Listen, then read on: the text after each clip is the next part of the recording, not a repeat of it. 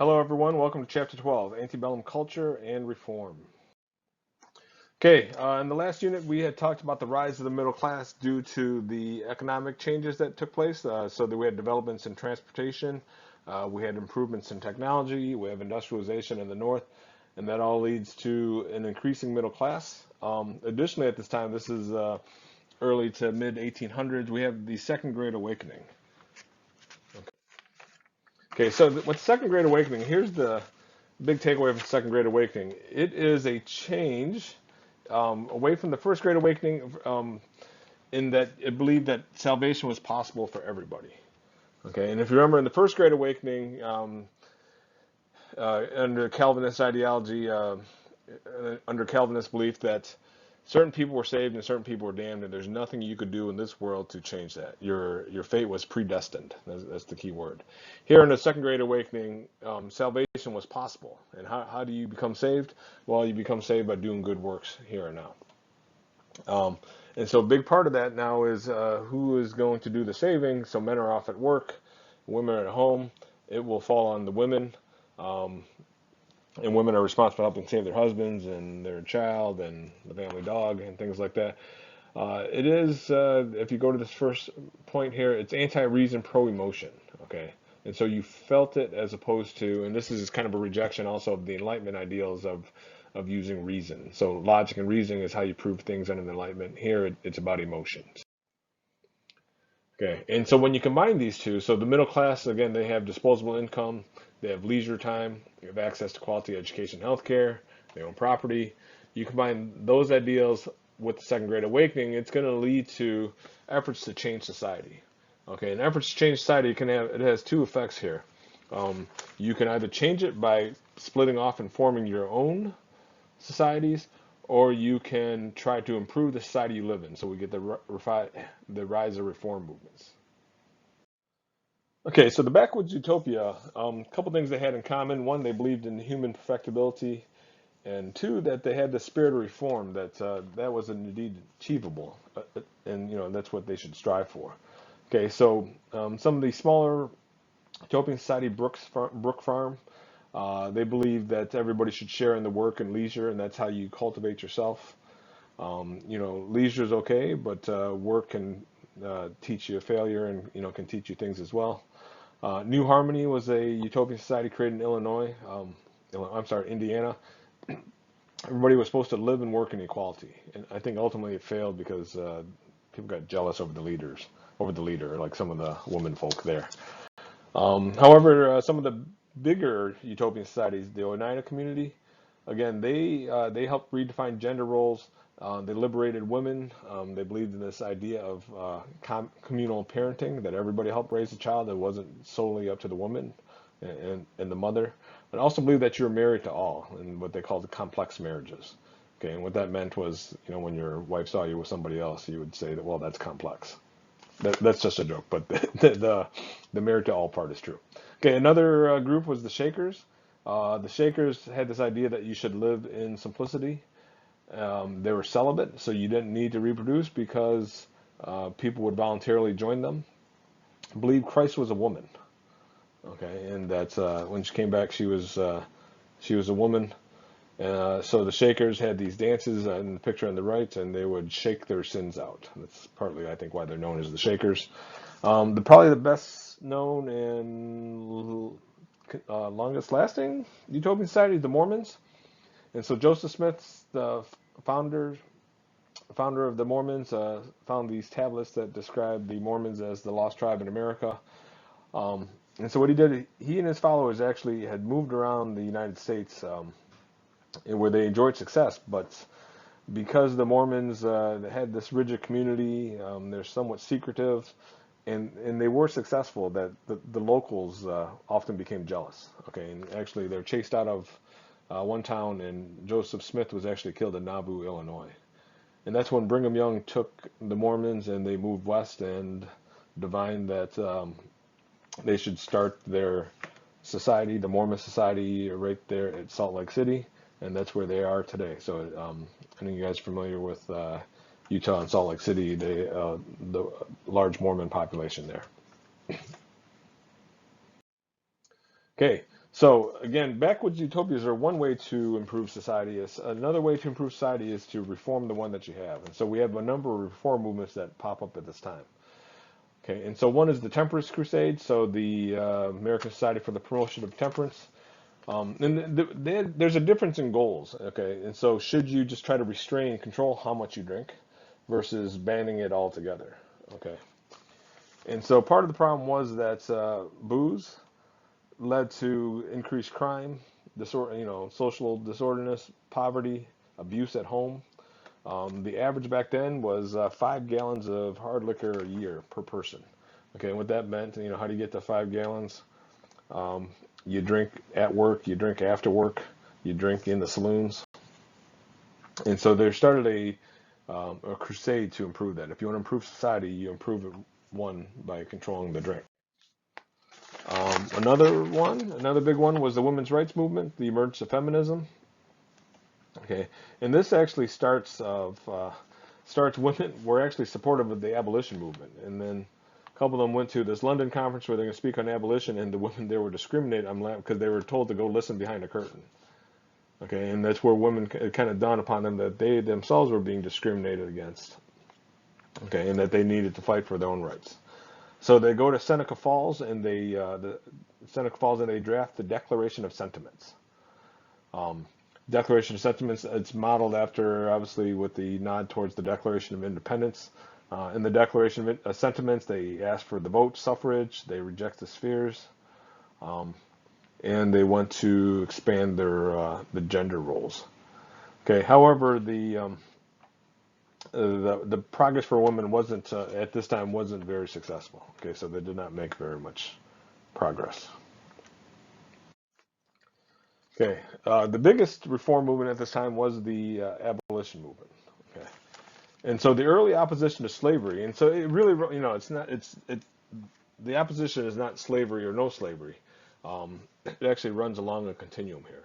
So the early opposition to slavery, they were against slavery, but they didn't necessarily want free blacks living in their society. Okay, and so what's the solution to that? Is they saw it the American Colonization Society, so that they would take free blacks and they would send them back to Africa. So we get Liberia, it's founded, and that would be the destination for free blacks in America. And this turned out to be a failure because when you asked African Americans that Africa wasn't their home, America was their home. They'd grown up in America, born in America, helped build America, and so they largely rejected this idea of the American Colonization Society. And then you have William Lloyd Garrison and abolition. And William Lloyd Garrison and his liberator, that's him up here. William Lloyd Garrison, he was a radical abolitionist. And so at the other end of abolition, you have William Lloyd Garrison, which advocated immediate emancipation and full equality. And at that time, that's a radical idea because there were some that were asking for gradual emancipation. We'll do it over time. We'll have emancipation, but without equality, so they won't be able to vote and they'll have limited rights. But Garrison was fighting for immediate emancipation and full equality. And then you get some black abolitionists. Frederick Douglass, probably the most well known. Um, he purposely chose thought this was a fun story. I read this in a biography about him. Chose the last two S's in his last name just to help distinguish himself. But he was a former runaway slave, became a great speaker, and went on the speaking circuit speaking against slavery, both here in America and actually over in Europe as well. Okay. Originally friends with Garrison, then they had a falling out in terms of the goals. Okay. Okay, so the anti-abolitionists, it was actually a smaller minority. Many people thought slavery itself was a property issue, not a morality issue, and this is the point which it begins to shift. But the people that were anti-abolitionists, again, small portion of them were violent. Some were upset over the social order because if we get rid of slavery, what's that going to mean for folks that are at the bottom of the social hierarchy, poor whites, for instance, but also free black labor. And so what would that do to jobs if blacks are able to compete for wages? But even in the abolition movement itself, there's a divide. Okay, you get the moderates versus the extremists. I mentioned I mentioned William Lloyd Garrison. His views were were more radical, but there's others that advocated like moral persuasion. Okay, and that's how we should take it, or that we should just pass personal liberty laws, and that was the way to try to end slavery. And then what you get thrown into the mix is Uncle Tom's Cabin. So Uncle Tom's Cabin is written by Harriet Beecher Stowe, and it describes life on a plantation. And this actually, this will inflame tensions nationally because what happens for a lot of Northerners, they're obviously aware of slavery, but they've never heard about slavery. And so what Uncle Tom's Cabin does is it kind of brings slavery to them. And Southerners complained that Uncle Tom's Cabin was an exaggerated version. She had actually never been on a plantation. She was just told about plantation life by one of her abolitionist friends.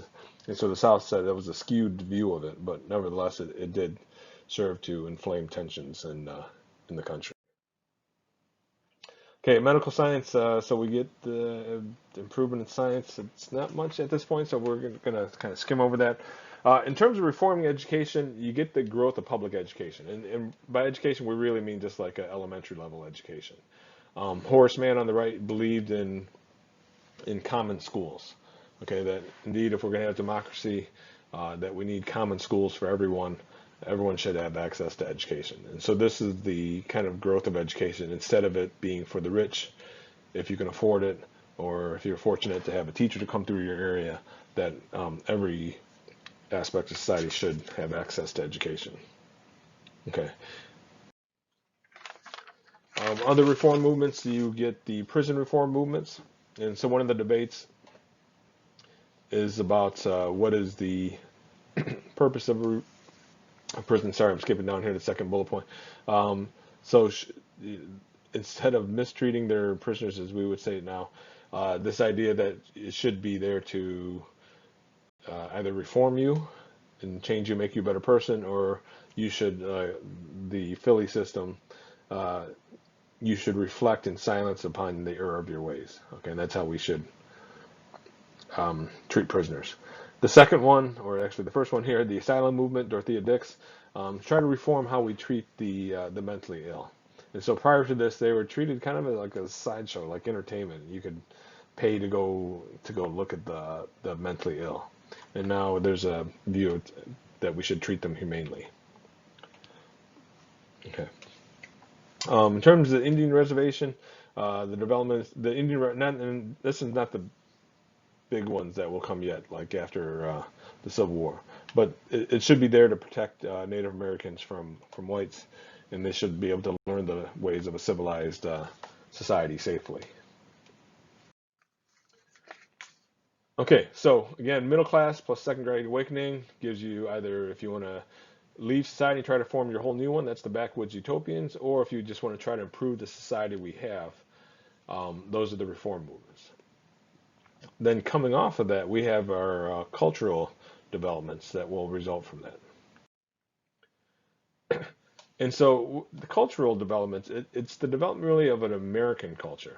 And so up to this point, even though we had been free from England, we'd been independent from England, we still copied a lot of the styles from Europe. And what we get with painting is we get a lot of the Romanticism in American painting, the Hudson River School.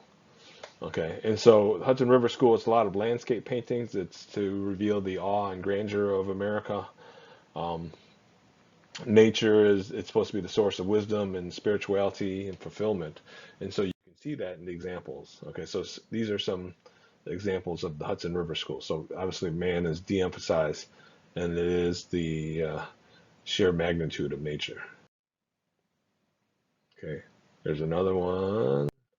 Unfortunately, I don't know these titles, but you can see it. What's common again is that the people in the pictures are small compared to the vastness of nature. Okay, when it comes to the literature, uh, there's a shift as well. Okay, and we get the rise of Romanticism. Okay, so Romanticism, it is this idea of man versus nature. How do so either your external nature or your internal nature. And so some of the well-known romantic authors, Edgar Allan Poe had The Raven, Herman Melville, Moby Dick, James Fenimore Cooper, The Last Mohicans. And just to give you an example of this, so Moby Dick, if you've never read it or don't know anything about it, it's this white whale that has taken the leg of this Captain Ahab, and Captain Ahab is obsessed with, possessed with trying to exact revenge on the whale. Okay, and it's that possession that will end up destroying him and his crew, and that's kind of the it's man versus man. It's versus your internal nature. Okay, and that is the romantic literature.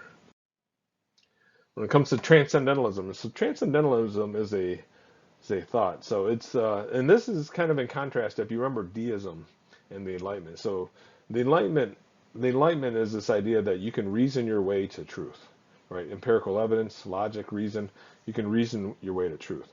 And transcendentalism is the switch now. There's this innate truth in you, this innate beauty in you. And what happens is, as the transcendentalists would say, is the smarter you become, the more intellect you develop, it represses your instinct. Okay, and man loses himself in the city. And so, how do you find your true self? You find your true self by escaping society. It doesn't have to be permanently, but by it can be temporarily, and that's how you'll discover your true self. So, Ralph Waldo Emerson is the one. He takes this idea. He will go live in a cabin on Walden Pond. There he'll reflect on writing. He'll have his friends. He'll do a little gardening. But it is this idea to escape society. And so the more you have society, the more you're in society, the more you lose your true sense of self. Okay. So Henry David Thoreau was one of his friends. Authored Civil Disobedience, saying that that man should reject immoral laws, okay, and that immoral laws and immoral acts should not be followed and rejected. In fact, he will take this and he will actually live it out. So when we fight the Mexican-American War, he rejects it, refuses to pay his taxes, and goes to jail for it.